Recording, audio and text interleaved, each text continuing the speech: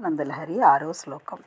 ఘటో వా మృత్పిండోऽప్యణురపి చ ధూమోऽగ్నిరచలః పటో వా తంతుర్వా పరిహరతి కిం ఘోరశమనం వృథా కంఠక్షోభం వహసి తరసా తర్కవచసా పదాంభోజం సంభోర్భజ పరమసౌఖ్యం వ్రజసుధీః. ఓ మనసా, కుండ అయినా, మట్టి అయినా, అణువైనా, ధూమమైనా, అగ్ని అయినా, కొండ అయినా, బట్ట అయినా, దారమైనా భీకర రూపుడైన యముణ్ణి అడ్డగించలేవు. వ్యర్థవాదాలతో కంఠాన్ని శోషింపచేసుకోకు. పరమశివ పదకమలాలను సేవించి స్తుతించుము. శ్లోకం. మనస్తే పాదాబ్జే నివసతు వచః స్తోత్రపణితౌ కరశ్చాభ్యర్చాయాం శృతిరపి కథా కర్ణనవిధౌ తవ ధ్యానే బుద్ధిర్నయనయుగళం మూర్తివిభవే పరగ్రంథాన్ కైర్వా పరమశివ జానే పరమతః.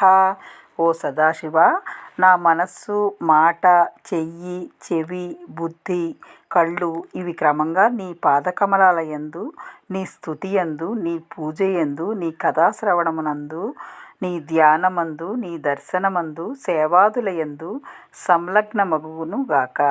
ఇక మీద నా సర్వేంద్రియాలు పరవిషయాలను ఎరుగుకొండునుగాక. 8వ శ్లోకం.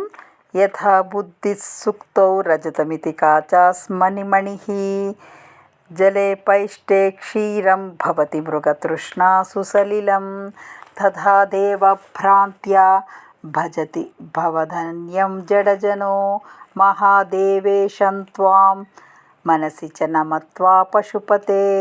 దేవేత్తుముడవైన ఓ శివదేవా, నిన్ను మనసా చింతించని మూఢాత్ముడు ముత్తెపు చిప్పను వెండిగాను, గాజు ముక్కను మణిగాను, పిండితో కలిపిన నీటిని పాలనుగాను తలచిన విధంగానే నీకంటే పరులైన వారిని భగవంతుడని భావించి సేవిస్తూ ఉన్నాడు. 9వ శ్లోకం. గభీరే కాసారే విశతి విజనే ఘోర విపినే విశాలే శైలే చ భ్రమతి కుసుమార్థం జడమతిః సమర్ప్యైకం చేతః సరసిజముమానాధమభవతే సుఖేనావస్థాతుం జన ఇహ న జానాతి కిమహో. ఓ ఉమాపతి, జ్ఞానశూన్యుడైన వాడు పువ్వుల కోసం లోతైన చెరువులలోకి దిగుతున్నాడు. నిర్జనారణ్యాలలో, ఎత్తైన పర్వతాలలో పరిభ్రమిస్తున్నాడు. కానీ తన మనస్సరోజాన్నే నీకు సమర్పించాలని తెలుసుకోజాలడు కదా. ఇదే మహాశ్చర్యము. 10వ శ్లోకం. నరత్వం దేవత్వం నగవన మృగత్వం మశకత పశుత్వం కీటత్వం భవతు విహగత్వాదిజననం సదా త్వత్పాదాబ్జ స్మరణ పరమానందలహరి విహారాసక్తం చేత్ హృదయమిహ కిం తేన వపుషా.